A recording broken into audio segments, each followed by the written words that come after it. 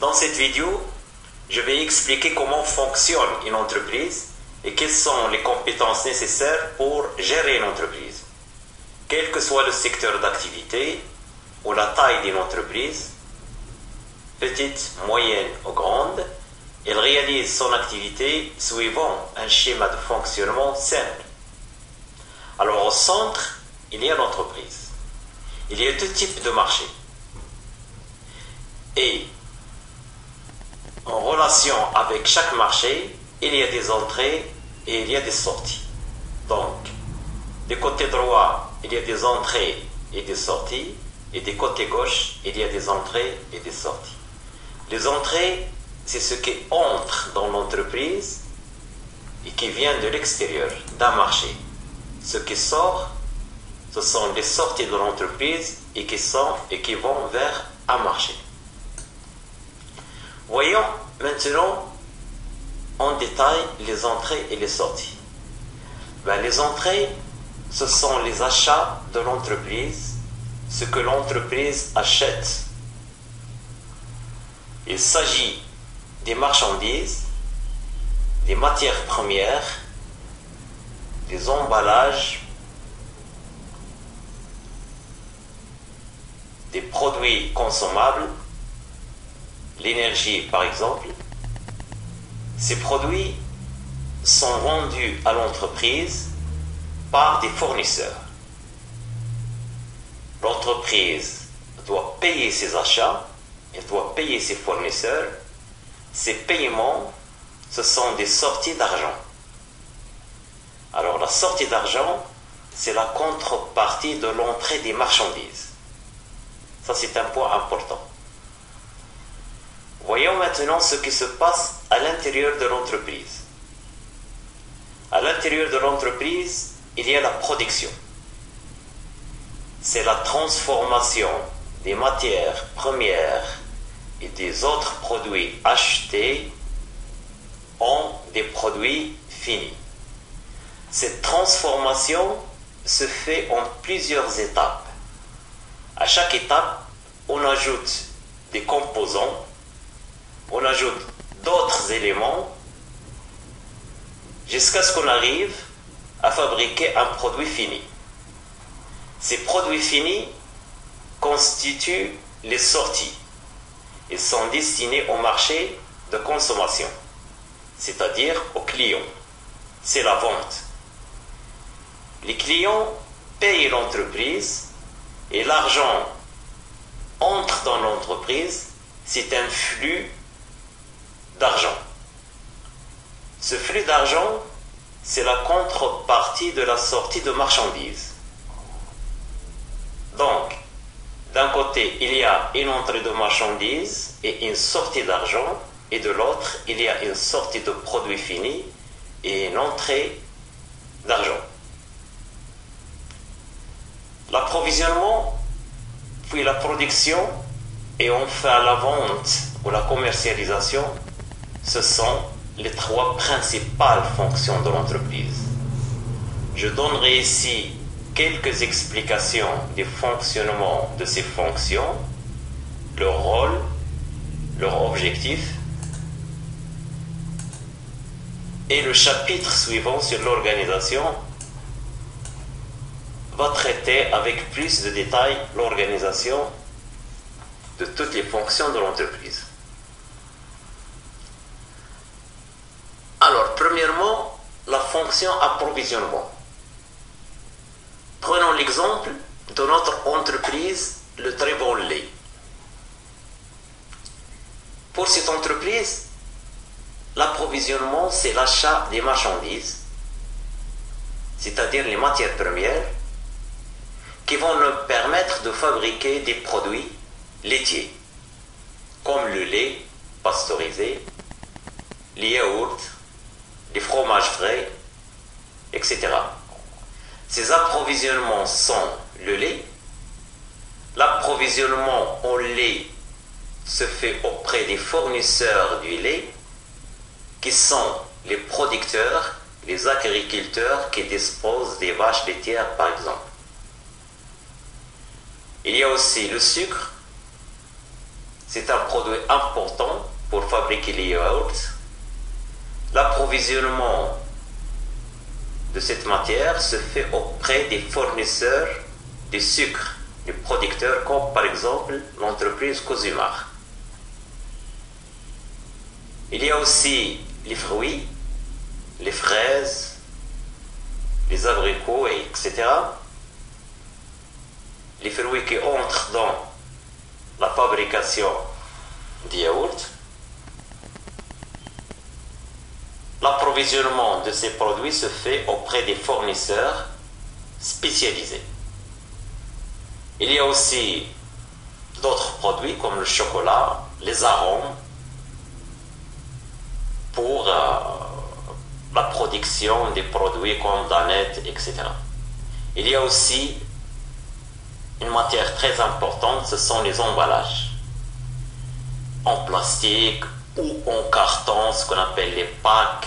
Ces emballages sont aussi achetés chez des fournisseurs spécialisés de ces produits. Donc il y a des entreprises qui sont spécialisées dans la production et la fabrication des emballages destinés à des secteurs des produits alimentaires. Donc, la fonction approvisionnement s'occupe de ces activités, le contact des fournisseurs, la détermination des quantités nécessaires, la fixation des prix, la fixation des délais de livraison, le contrôle de la réception des marchandises, le contrôle de la qualité des matières premières, etc.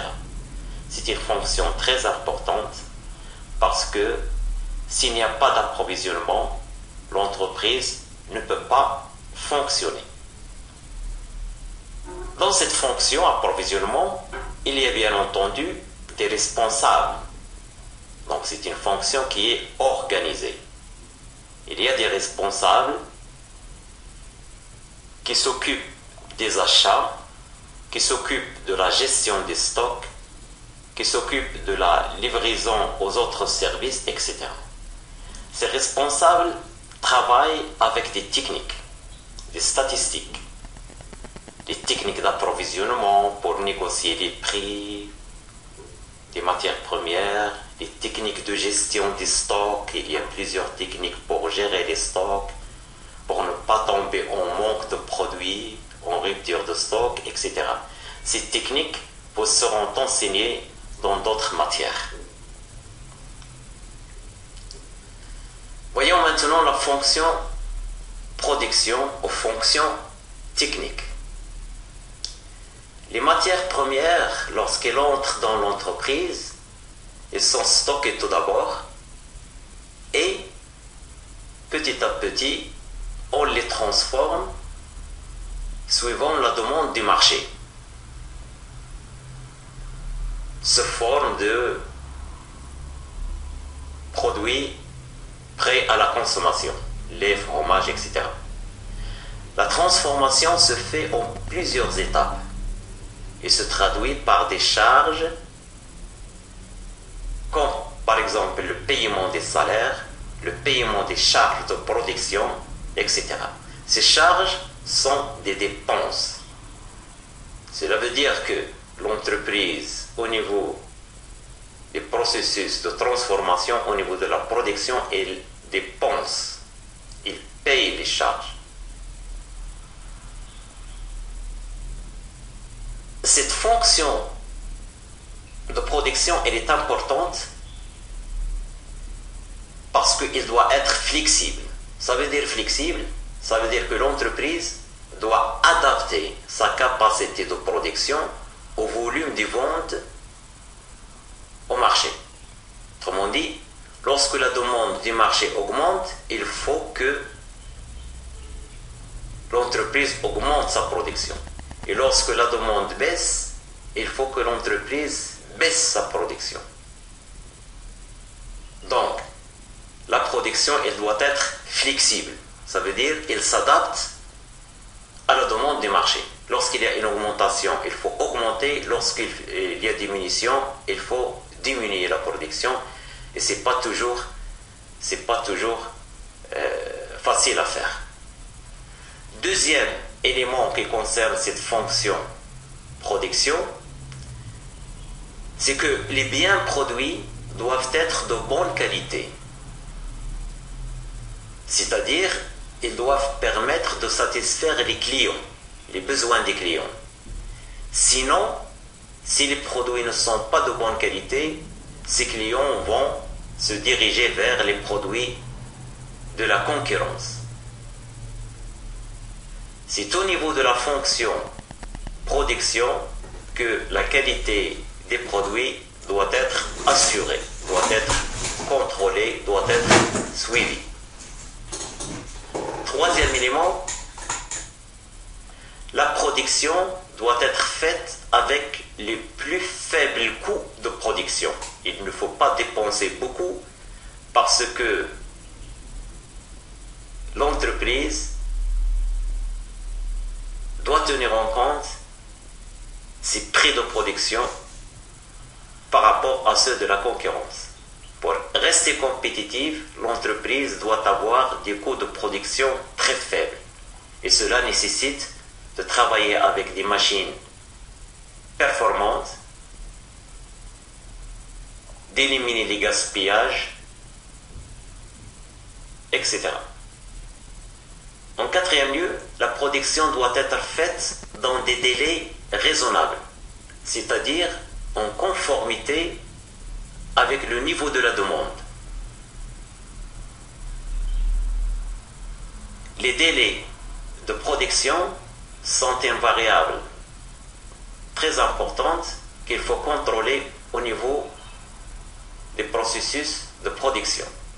Pour produire, bien entendu, il faut que les matières premières soient disponibles, il faut que les moyens de distribution soient disponibles, etc.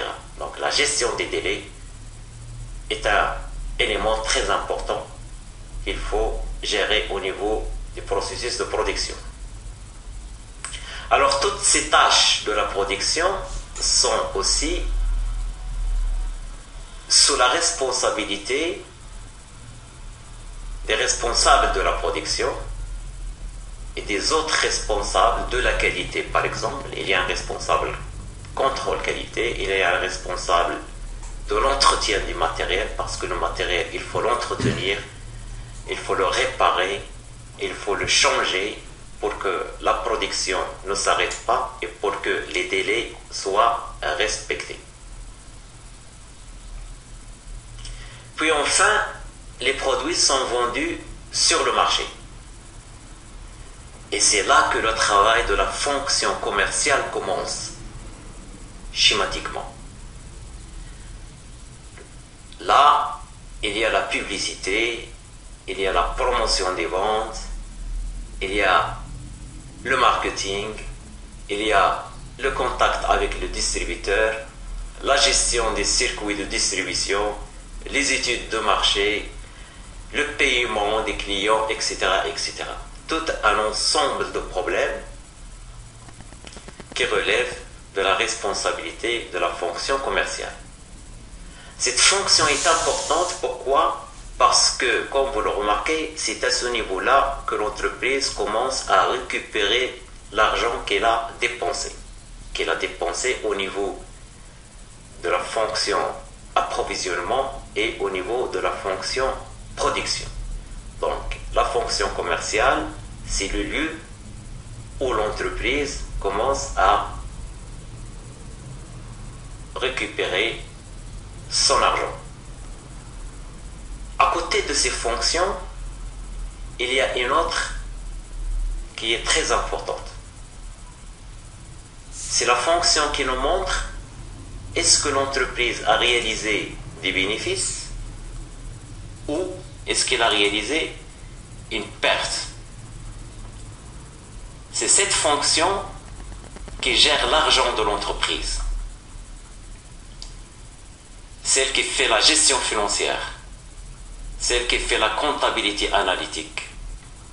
Elle encaisse l'argent et elle paye les impôts, elle paye les salaires, elle paye les fournisseurs, etc. C'est la fonction financière. C'est la fonction financière qui fait ce calcul-là. Là aussi, il y a des responsables et il y a des responsabilités et qui permettent de suivre la rentabilité de l'entreprise et de suivre l'évolution de ses dépenses et de ses encaissements. C'est comme ça que fonctionne une entreprise.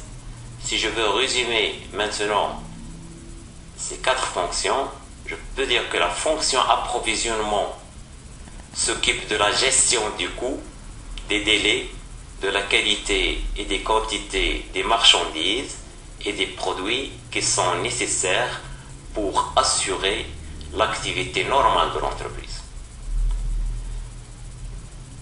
La fonction production, c'est la fonction qui s'occupe de la gestion du coût, des quantités, de la qualité et des délais des produits fabriqués.